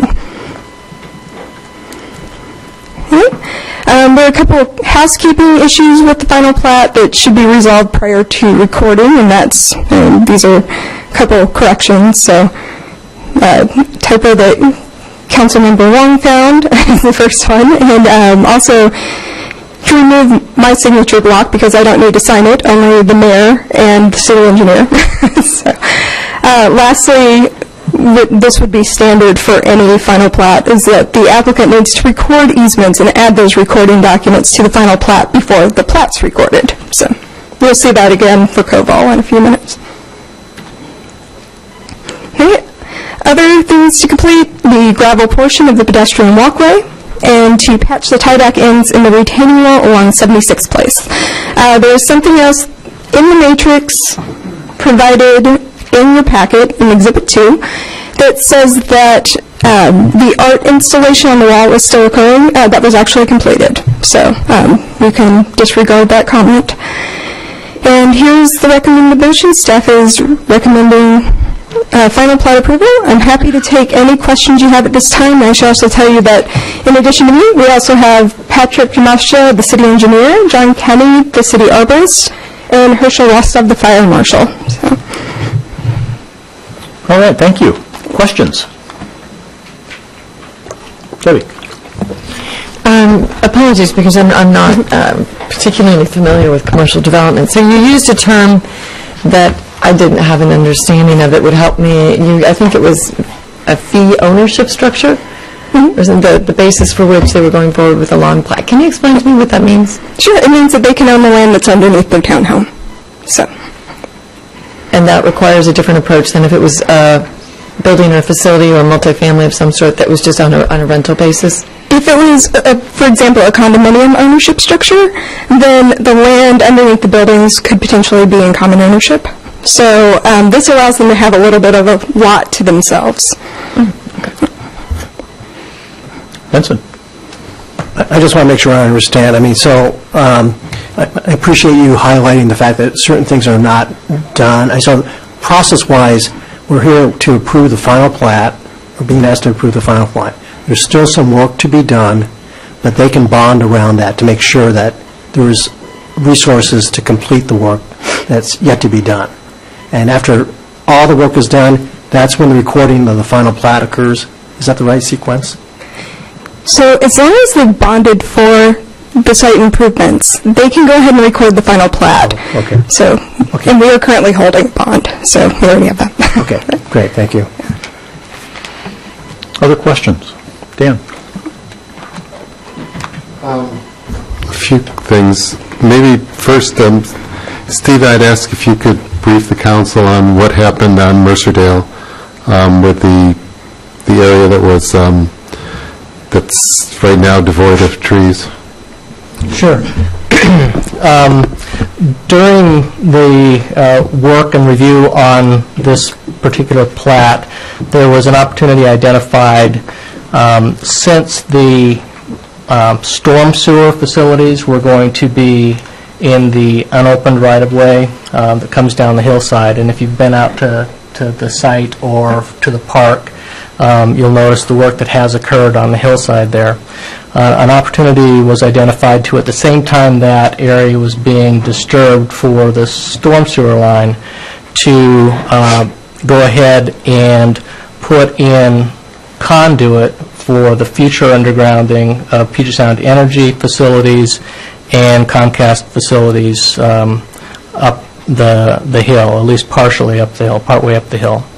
And so an agreement was reached between the city and the developer to basically have them do the trenching work that would accommodate those conduits, and then the city would undertake the reconstruction of the trail that goes up the hill and also the revegetation of that hillside. I think there were a number of advantages that were identified in doing that. One of the things that has happened is it has immediately increases the Comcast service reliability, because they've actually already utilized that conduit and have put their facilities underground in that location. It will also facilitate the future improvements to the Puget Sound Energy's service reliability, although we can't tell you right now when that might occur. But the conduit is in the ground, and it is available for PSE at such time as we're able to work out with them undergrounding that stretch. By doing this, it reduces the likelihood and the extent of future habitat and hillside impacts that would occur due to storm response for downed lines, due to maintenance of mature trees and so forth that are interfering with those lines. It allows us to move forward with planting taller trees, or trees that will achieve a taller height, because we're anticipating that by the time those reach height that would interfere with the lines, we would be able to, hopefully by that time, have the PSE lines underground, and therefore ameliorate the need for PSE to go in and to prune those trees back to keep them from interfering with the line. It also, frankly, puts the restoration of that hillside under the city's control, and our approach is to ongoing improvement of that area and focusing on maintenance and improved long-term habitat for that hillside. And it disturbs the corridor, we hope, only once, rather than having it done separately as these other utilities are put in place. So we thought it was a good example of seizing an opportunity to achieve multiple objectives and environmental benefits through this project. So be happy to answer other questions. And just for a little context, the reason I asked questions about that because I had seen a posting on Nextdoor where, quoting a staff member, saying the city was paying for the restoration of the hillside, which was news to me since I had been under the impression that Connor was going to be paying for that as part of the utility work. And so that's the explanation Steve gave is why the city is actually paying for it, because Connor provided the trenching for the undergrounding of the utilities. But I just wanted to make sure that the council and the public were aware of what's going on with that hillside. In line with trees, Shannon, I had asked you before about tree replacement, and the numbers you had given me by email were that there are 100 and that they're required to put in 117 replacement trees on their property, and they're actually showing 134 replacement trees. Is that?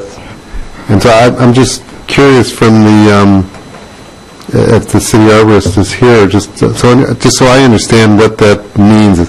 So how many trees have they cut down, and how many trees are they putting back up, and any sense of sizes and locations? And I assume none of those trees are included within what the city's putting in the right-of-way, the utility right-of-way. Just wanted to clarify that. John Kenny, City Arborist.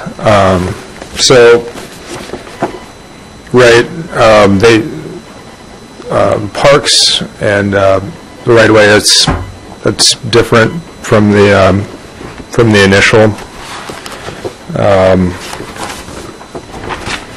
And 33 removed, 117 replaced on their property. There were 2 trees off-site that had to be removed. They were on top of the wall, and the condo owners. So we're gonna put that into the replacement. So I had understood from Shannon's email that the 2 that were replaced off of the property, that the requirement was only to replace them with 3 trees. And I was curious about that ratio, if it's 3 to 1, which it appears to be 3 or 4 to 1, why would they only replace it with 3 trees? Right. And I also, in the conditions, had 6 shrubs as well. Shrubs. So I'm trying to be reasonable because of the view there. I didn't think tall trees would necessarily were wanted or would last. So I'm just trying to be reasonable, trying to get something planted. And shrubs are often a way to do that. So I'm not questioning your judgment, I'm just understanding that I had never heard that you could satisfy a tree replacement requirement with a shrub before. Well, I'm trying to be reasonable. We did require trees to replace there, but bolstered with shrubs as well. Again, just so I understand, but the law requires what kind of replacement? Is it 3 to 1? No, it's 0 to 4 to 1 under the city arborist discretion. Okay.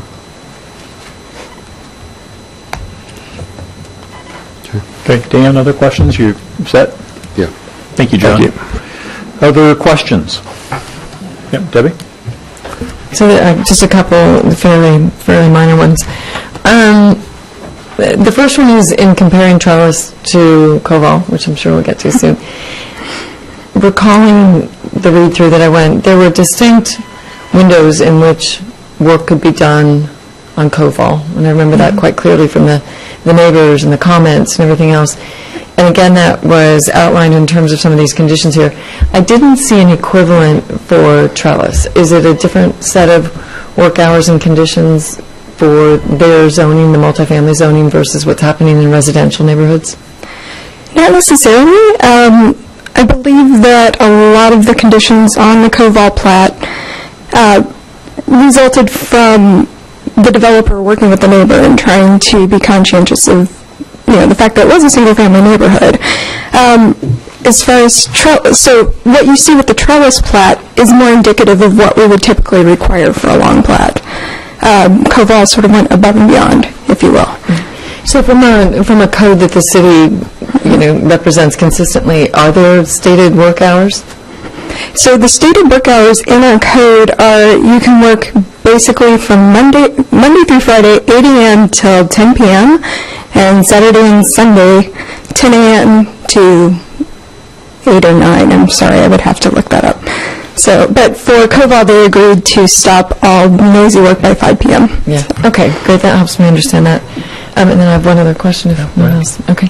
And I'm going to admit Steve helped me out with this one earlier, but I thought it was helpful, and I know that the question has come up elsewhere. So we're going through this process right now, and at least I was of the initial understanding that no development could take place until the final long plat was approved. And when you look at Koval, there's one house going up. And when you look at Trellis, there's one unit, or I think it's probably, I'm going to call it one unit because I'm not very development-oriented, but there's one unit that's being built right now. How is it that those are being constructed or developed, given that the final long plat hasn't been approved? That's a fair question.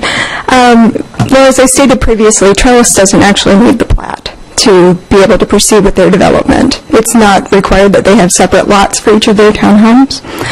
So they have actually received all of their building permits. Koval, however, there was one existing underlying lot that was subdivided with one existing house that was demoed, so they were allowed to replace that house, provided that it met the setbacks of the existing lot configuration, the one lot, and also the future lot configuration for the final plat.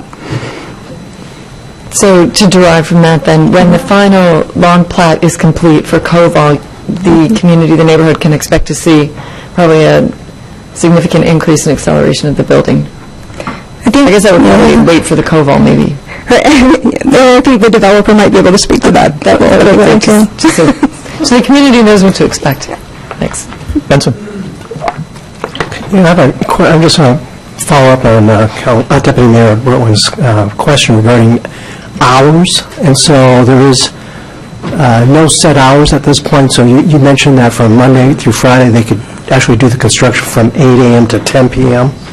Do we have any kind of... Sorry, 7. Right, it's 8 a.m. on the weekends, yes. I'm sorry, what was that? I'm sorry, it is, I stand corrected. It's 7 a.m. during the week and 8 a.m. on the weekends. Till 10 p.m.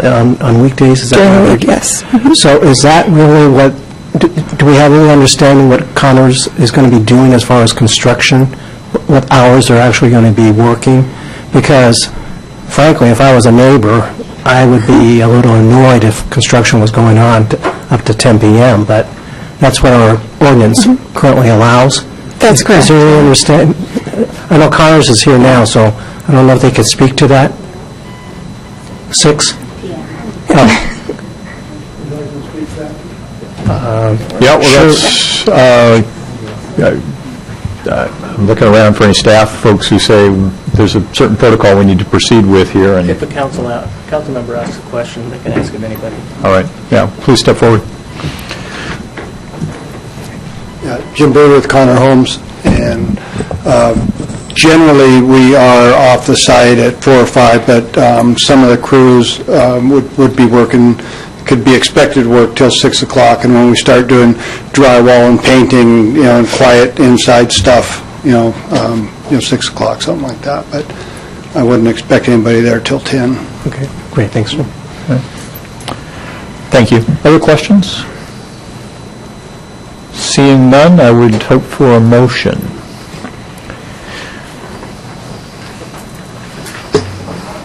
Move to approve the trellis long plat. Is that the right wording? Yeah, why don't we go ahead and go with the... Okay, I move to pass resolution number 1512, granting final approval to the trellis long plat. Second. Moved and seconded. Any discussion? Seeing none. All in favor signify by saying aye. Aye. Opposed? Motion passes unanimously. Thank you very much, Shanna. And we're at 8:30. Council members, be good to go through another one? Okay. Then on we go to Agenda Bill 5161, review of the proposed Koval final long plat, SUB 13-009.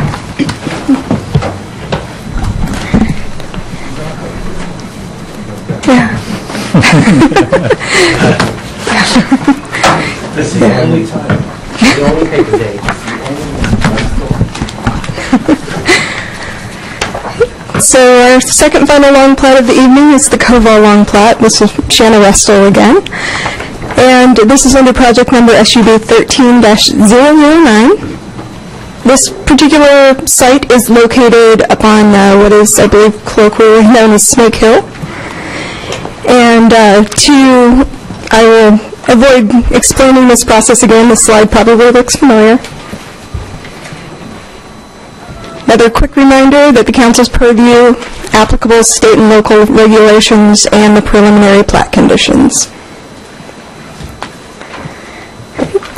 Koval is a 16-lot long plat with 2 open space and utility tracts. You can see as tracts B and C. This is created from one existing parcel. There's also a private dead-end access tract, labeled Tract A. It is within the R9.6 zone, which is single-family residential. And as stated previously, answering Councilmember Bertland, one building permit has been issued. Tract C was not on the original preliminary plat configuration. Plat C has been added to accommodate the stormwater detention vault, which I have some pictures I can show you later if you'd like. It's fairly massive. So here's the Koval site. As you can see, Island Crest Way is down the hill to the west. You've got Upper Luther Burbank Park to the east. And hopefully this is somewhat legible. So for the Koval plat, we have a 30-foot right-of-way dedication that the applicant is dedicating to the city because currently the existing road technically drives over their property. So at this point, this is Tract A, which provides access. Tract B, which is where the koi pond that was retained successfully is located. Tract C is where the detention vault, actually the detention vault is under tracts A, B, and C. We're going to get very technical about this. There was a requirement that the applicant provide a pedestrian pathway as well, and the easement you can see on this version of the plat. It's right here. There's a 7-foot wide easement, a 9-foot wide easement that narrows to 7 feet here. It had to be a minimum of 7 feet. And then travels down, maybe this isn't the best representation, but it travels south and connects with an existing 10-foot pedestrian access easement. The applicant is also providing a portion of the easement on their side of the property. The idea of that being that eventually we could link Upper Luther Burbank Park and the town center via this pedestrian access easement and potentially stairs constructed in the current undeveloped right-of-way. So that's just like right here. So. Okay. For this plat, it's a little different than Trellis. The plat improvements are substantially complete and will be finalized and signed off prior to recording. So, no bonding. Okay. These are the housekeeping items that Koval needs to clear up prior to final recording. There are a couple of notes that they were supposed to put on the final plat that didn't quite make it over. And once again, the standard record the easements, add the recording numbers to the final plat. Additionally, as agreed during the preliminary plat review, the applicant will contribute $50,000 to the city street fund. So that has to occur before the plat is recorded. And here's the recommended motion. Staff is recommending to pass Resolution 1513. I'm happy to take any questions you have about Koval at this point. Thank you. Benson. Sure. I sent you some earlier questions. I know that during the time that we were looking at the preliminary plat approval, we spent a lot of time, the council spent a lot of time on questions regarding the tree conservation easement and the rain garden easement.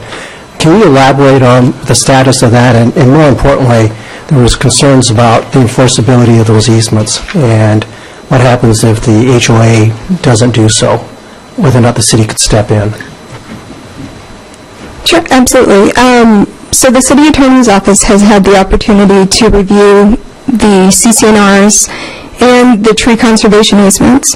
It does not put the maintenance of the tree conservation easements or the rain gardens directly in the city's court. It puts it in the HOA's. It's their responsibility. But we do have right of entry if it's not maintained. So as a follow-up, how does the city, are we going to monitor that, or are they going to be required to report back to us? How do we know if they are, in fact, enforcing or complying with the terms of the easement? I'm happy to answer that. I'm Carrie Sands, City Attorney, and typically all enforcement is handled on a complaint-driven basis, so we don't go out and proactively look for violations of any type of easement. We would expect to receive some sort of complaint that would trigger a review. Other questions? Dave? One follow-up question to that is that there was originally a maintenance requirement on the trees and the conservation easements. Is that still the case? as far as the property... We had talked originally about they had to be maintained or trimmed, or there's got to be an official tree term that I don't know. That was removed. That was removed, okay. The allowance for the preservation was removed. I just want to clarify that there are requirements for them to maintain the trees, especially significant trees, within either the north or the western tree conservation easement. What got removed after the council heard the presentation on tree conservation easements on January 19th, there was question about a provision under permitted uses that allowed the homeowners to prune or maintain trees to either preserve or enhance views. And that sparked some discussion among council members, and I heard concern expressed about that. How do you establish a baseline regarding views? And so I followed up with one of the attorneys for the developer, and we talked it through, and he agreed in the end that that would be very difficult to establish a baseline regarding view preservation or enhancement. And so that provision was taken out of permitted activities. So that's been removed, but otherwise there are ongoing maintenance obligations, but it's not contemplated that any maintenance will happen to preserve or enhance views. Okay, great. And then the last question to that was, we had talked about I don't know who I should ask, Shannon, making the development create an easement, like a walking path into observed. We got rid of that, didn't we? Or did we go forward with that? No, there is a pedestrian trail pathway, and at that meeting in January, I didn't know the exact location of it through the plat, but I think Shanna called it out when she was showing the plat map. I mean, it was a pedestrian pathway specifically to enable the city to assess the trees. You know, talked about it that January 19th. So if it's not in there, it's not in there. I must have heard something different, because what I heard was that one of the provisions in the tree conservation easement is a requirement that the city be allowed to construct a pedestrian trail facility, and that is still required. And Shauna, if you wouldn't mind highlighting where that's going to be. I'm not sure if that answers your question, Councilmember Wiesentheimer, but that's what I recall.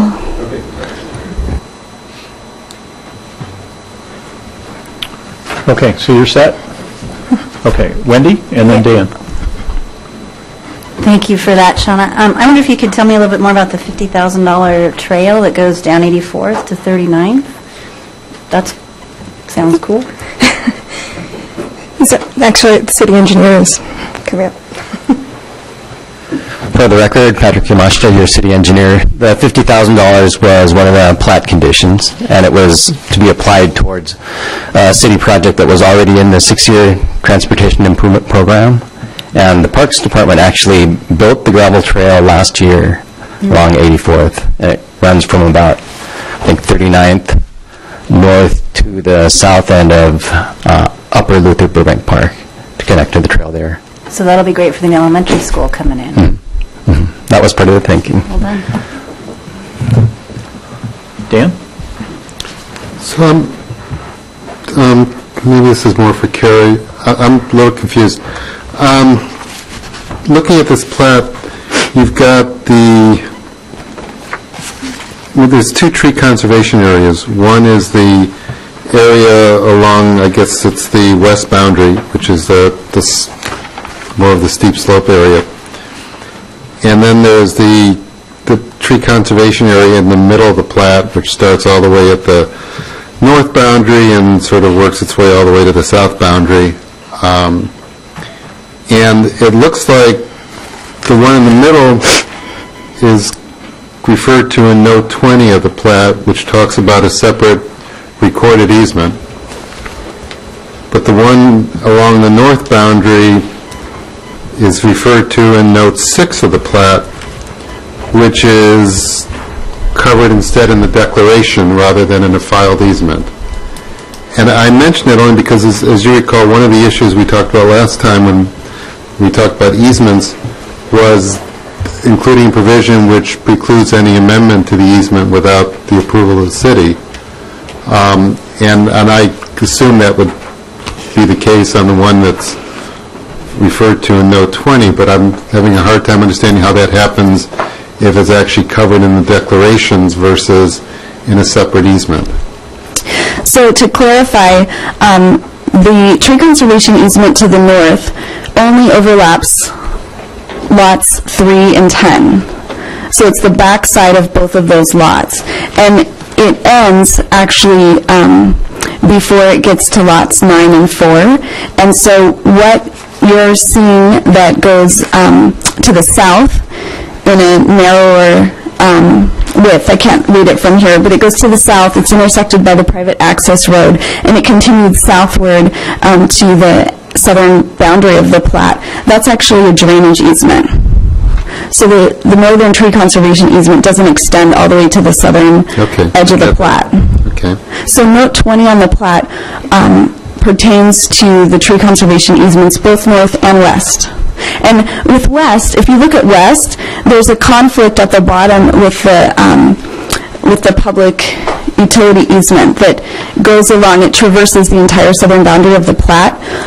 But we've identified in easement documents the areas of overlap, and we've also called out express language which easement governs and prevails in these areas of conflict. And so in the area of conflict, the public utility easement would prevail over the tree conservation easement in the event a tree, for example, needed to be removed because it was perhaps interfering with the city water main. So I'm sorry, the tree conservation easement's covered by note 6, not by note 20. So is that note 6? Okay, I couldn't remember which one was which, but note 6 is just the declarations. It's not a separate recorded easement document. Note 6 just refers you back to the declaration, which is not an easement. We do have standalone easements, a separate one for the western tree conservation easement which is separate from the northern one. And those are going to be recorded, and then those recording numbers will be referred to on the face of the final plat. So that, even though it's not in what we've got here, that's in fact, so we're going to change the plat to, we're going to change what's here to actually reference the easement documents? It will reference the easement documents by recording number, and for those tree conservation easements, as you may recall, the city was added as a party whose permission was required before any easement could be amended. So the city will be notified in the event of any proposed amendment. No, and I'm fine with that. It wasn't, on the face of the plat, it looked like we didn't have a separate recording number for those easements. But if you're telling me that we're going to change that, that's great. Councilmember Grass, if I could direct you to conditions 11 and 12 at the top on sheet 1 of the plat. Straining my eyes on this one, Shane. Sorry. I can pull it up here if I that's see easier. it. Okay, yeah. I see. Okay. That helps. Great. Thank you very much. Other questions? I see none. Can't we just scare Wes and tell him we're rewriting the whole thing as we're sitting here now, and just for old time's sake? We'll discuss that later. Seeing no further questions, I would welcome a motion. I move to pass resolution number 1513, granting final approval to the Koval long plat. All right, second. Moved and seconded. Discussion. Seeing none. All in favor, Well, signify. let me make one comment. This has been such a long, contentious plat, and I just really want to express my appreciation to Wes and his team for not turning this into a litigation battle, which they well could have done if they had chosen to do so, and instead working with the city, working with the community to come up with a solution that may not be perfect from everyone's standpoint, but is a dramatic improvement over the first proposal that was presented to the citizens, and I really appreciate all you did, and I appreciate all the work that the neighbors did in making sure that that the city was responsive and that the developer was responsive and ending up with what I hope is a really good solution for people. So thank you very much. Anyone else? All right. All in favor signify by saying aye. Aye. Opposed? Motion carries. Shanna, thank you very much. We move to other business. Councilmember absences. We're all here this evening. Are there any upcoming absences we're not already aware of? Okay. Planning schedule. Steve. Thank you, Mr. Mayor. The current version of the planning schedule is in your packet. I would like to draw your attention to April 4 because we are contemplating a couple of potential changes.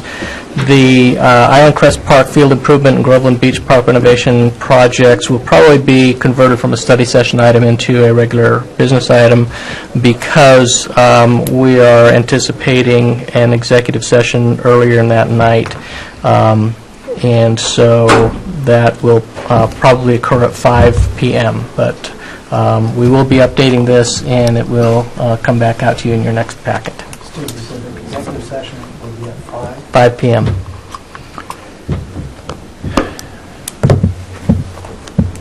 Twice the Is that, so, yeah, so, I guess I have enough events. That's why I wanted to bring it up.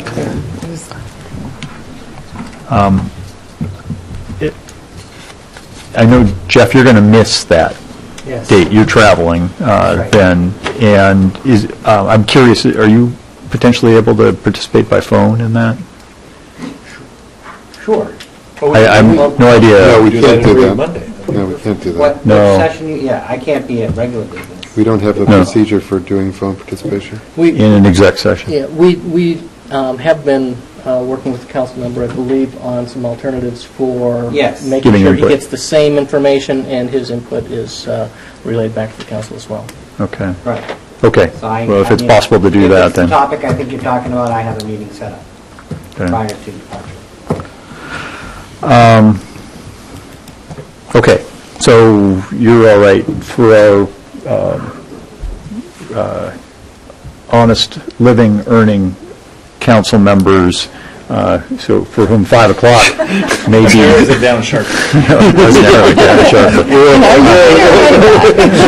That was a multi-story. You get to choose on each one.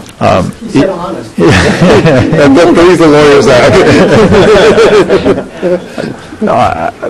That evening is we believe, and Chris put out a note about this, the only evening that actually really works from a standpoint of trying to slot this in, but it's got to work for the council. April 4th, right? April 4th. It's got to work for the council or it doesn't work. So if you could check your calendars and make sure it will work. Okay. Yeah, City government. but my only concern is just calling out, I recognize that it's a unique situation, but we also have a 5 o'clock start to that Thursday. So the extent to which we can avoid 2 5 o'clock starts in the same week going forward, that would be great. It works for you? Okay. Benson, you think it can work for you? It looks okay. Okay. And Wendy, are you able to pull that off? All right, great. But so noted. We understand that the 5 o'clock is not an ideal time for you. We'll miss most of traffic that way. It's just a small silver lining. All right. Steve, That's all I have. Okay. So that completes planning schedule. Anything else, council? All right. Board appointments, we have none this evening. We are beginning the process of putting out for applicants for I believe, the cycle. Karen, I don't know if you've got any comment about where we stand on that? Yeah, I'll be putting out emails shortly to all the board and commission members whose terms are expiring this year and seeing if they are interested in continuing to serve, and then asking you guys to spread the word to recruit new applicants. So that'll be coming probably in the next couple weeks. Great. As well as putting out the word through social media and the city's site. Yep. Good. Okay. So that's it for board appointments. Council member reports. Councilmember Wong, you want to start off? Thank you. I guess a couple of things. Well, I think you heard that we did have a good Public Safety Committee meeting. That was quite informative.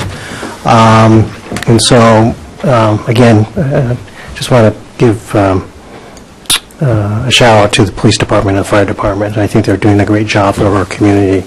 I also, I don't think I'm going to say anything that I'm not supposed to say, but I guess I've been sitting on this Pathfinder Award Committee with members of the school district and other community members, and we have a lot to be proud of as far as our community. This is an award that will be discussed or announced later on regarding honoring Mercer Island High School alumni who have been out at least 10 years. And so we have a lot of people that we've been looking at, and just a lot of outstanding alumni that have come through the Mercer Island High School.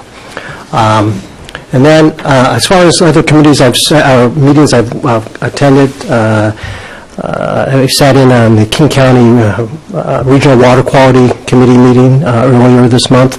I shared some information with our city manager.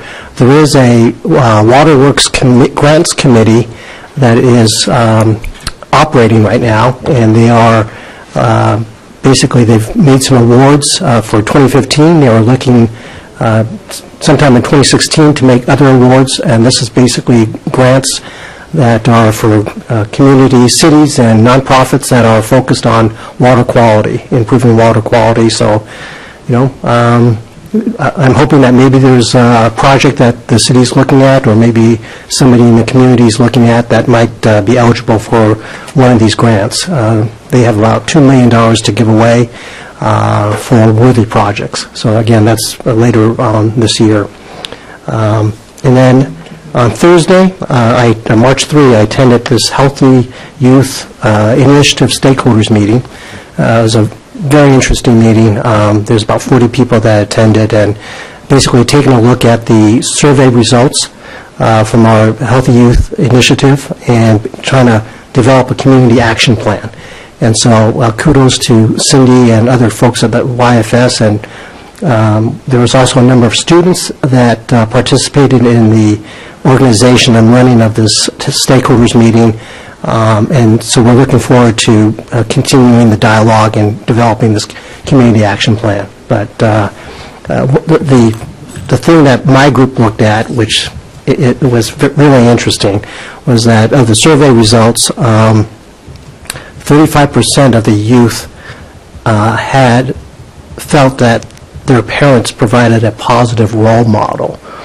And so, of course, the takeaway was somehow 65% of the youth did not feel that way. And so there was, there was just a lot of interesting responses that raised a lot of concern. And so anyway, I think it's going to be an interesting thing as we look at how to engage the public and families and youth and try to hopefully come up with better outcomes and more positive outlooks for the students, for the young people. And lastly, I'll tell you at the next meeting how this all works out, but Terry, my wife, and I are going to be mapping our neighborhood, and so this is part of this emergency management plan that Officer Jennifer Franklin is involved with, and so this is in connection with trying to prepare our neighbors for an event of an emergency, a disaster, and so I'll let you know if it's an easy process or not. And so if it's an easy process, hopefully others on the council will contact Officer Franklin and map your neighborhood. Very good. Thank you. Wendy? So I attended the Girl Scouts annual banquet. I wanted to shout out to Cindy Goodwin's staff, specifically Diane Mortensen and Betsy Zuber, for helping two groups of girls do some really cool projects in our community. One was organizing an event around the Mercerdale Park exercise equipment, so community members could sort of learn how to use it and get some best practices on that exercise. The other one was a seniors tech support 101 session for our folks at Aljoya. So these girls were dynamic, and it was really great to see our city staff working with them to get this 50-hour project done. So amen. And then I wanted to remind everybody of the public meeting on Wednesday for the Town Center Joint Commission work. Looking forward to that. I Jeff? have nothing to add to previous comments. Pass. Pass, all right. I'm going to land parks with Dan. So pass. I already reported on our discussion regarding the dogs.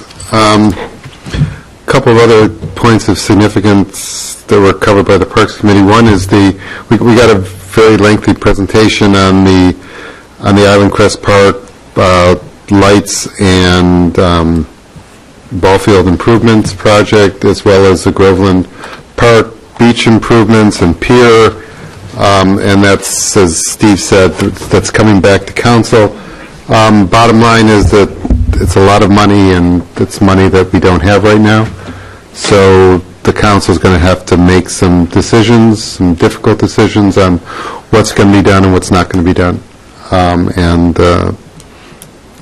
be glad to brief anyone individually if you want more information, or you can wait till city staff.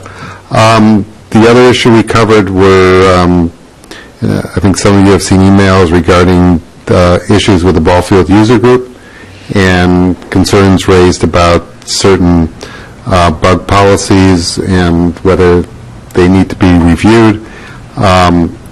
And staff is already undertaking that review and deciding whether there are policy changes that need to be made. The thing that I was concerned about, and the rest of the council needs to be cognizant of, because, to be honest, I wasn't aware of it until that meeting, is we have significantly reduced the amount of time that fields are out of service, which is impacting the usability of the fields, or the long-term usability of the fields. Where we used to have them out of service for 6 weeks a year, we're now down to less than 2 weeks a year. And I was walking in Aubrey Davis Park on Sunday and seeing those fields being used, and I got to believe that was a pretty difficult on the fields given how waterlogged they are, but they were all being used for baseball. Which is great to see them being used, but you can imagine what it's doing to the fields. So we asked the make sure staff, when they come back with any new recommendations or change policies, that they be very cognizant of ensuring that our fields continue to be usable and that we don't sacrifice short-term use for of long-term consequences, which are going to end up costing us a lot more. So it was those are three subjects that we dealt with at length. And the only other thing I want to mention, for what it's worth, on Wednesday, I believe I'll be named the vice chair of the Puget Sound Clean Air Agency Advisory Committee, which I sit on by virtue of Sound City's appointment. So it's not something which has immediate consequence to Mercer Island, but it's, I think, a bunch of us are involved in regional committees, and I'm sure the newbies, once you figure out what's going on, will also start getting involved more in regional committees. And I think it's important for the city that we, all of us, continue to do that. And so, doing my part. Dave? Sure. So I had the public safety, so you guys have heard that download, so I won't go anywhere into that. I did meet with an interesting group of citizens and the Cascade Bicycle Club this week, and Debbie has sort of tangentially been involved through a cascade of emails to us. And they have an interesting idea. It's all about bicycle safety in children, and what they want to do is try and introduce a bicycle safety program into the schools. They're just starting to get themselves organized into what they want to do, but they're connected with the PE teachers, and now they're connecting with the school board. And it probably is not a council item at any point in the near future, but wanted to make you aware of it. But it's teaching kids, actually teaching them how to ride bikes if they don't know how to, and then teaching them bicycle safety, which is a huge reason that kids get hit. Having been someone who's been hit by a car twice, that's why I am the way I am. I can certainly appreciate that. So as they get organized, would love to have anybody involved in that. It also brought up an interesting point. Debbie brought it up, so I can't take credit for it, which is as we think about what may happen with Sound Transit, it might be a great opportunity to streamline how you get from one side of the island to the other on bikes. As a bike commuter, I can tell you we have a tough time when you have to cycle through the folks at the bus stop, which is our actual way that we tell people to ride their bikes. So hopefully I won't report to you that I've hit someone on my bike at the bus stop at some point. So that's it. Thanks. Yep.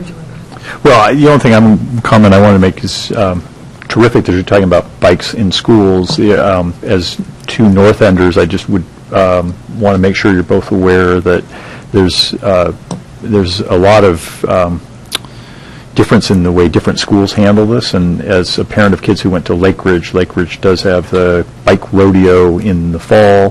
Third graders are put through the gauntlet with our police force and bike mechanics who look at their bikes, and it's an opportunity to make sure the bikes are okay and to make sure the kids can ride, and it's after that they're then allowed to start riding.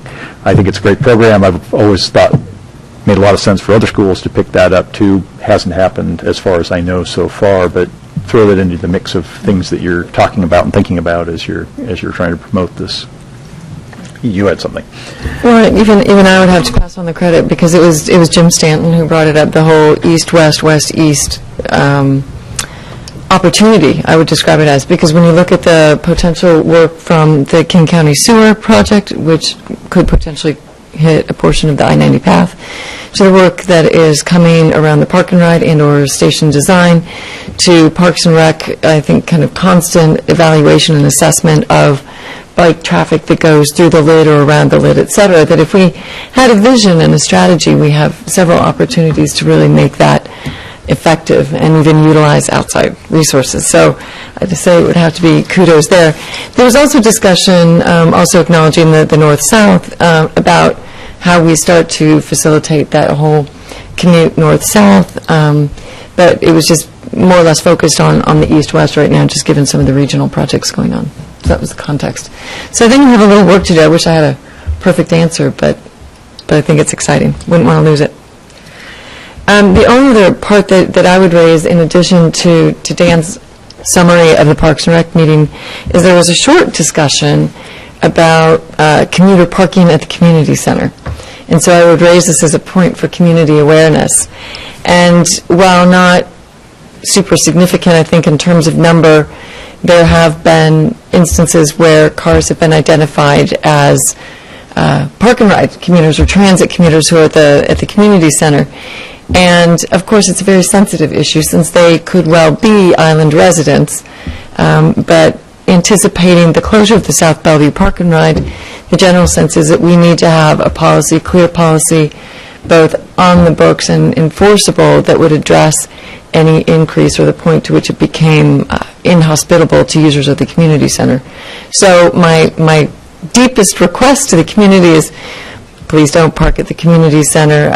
It's an issue that'll be worked on, and as painful as it is, it's going to be the way we have to do it to make sure that community center stays viable.